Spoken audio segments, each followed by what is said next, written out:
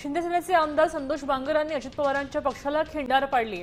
परभणीतल्या राष्ट्रवादीच्या पदाधिकाऱ्यांनी शिवसेनेमध्ये प्रवेश केलाय, तर हिंगोली पालिकेमध्ये शिवसेनेची ताकद किती वाढली याचा दाखला देत मित्रपक्षांकडे भोपळा शिल्लक असल्याचं विधान आता बांगरांनी केलेलं आहे। येणाऱ्या काळामध्ये तुम्हाला सांगतो की नगरपालिकेची निवडणूक आता या 2-4 दिवसामध्ये आचारसंहिता लागणार आहे।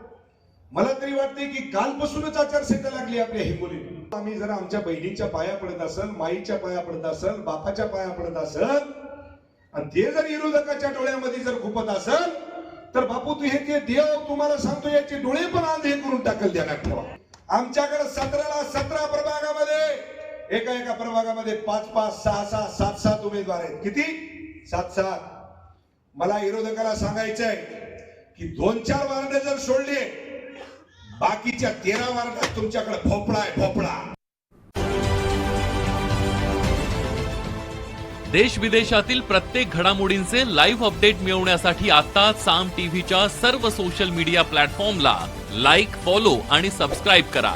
तसंच सर्व नोटिफिकेशनसाठी बेल आयकॉन प्रेस करायला विसरू नका।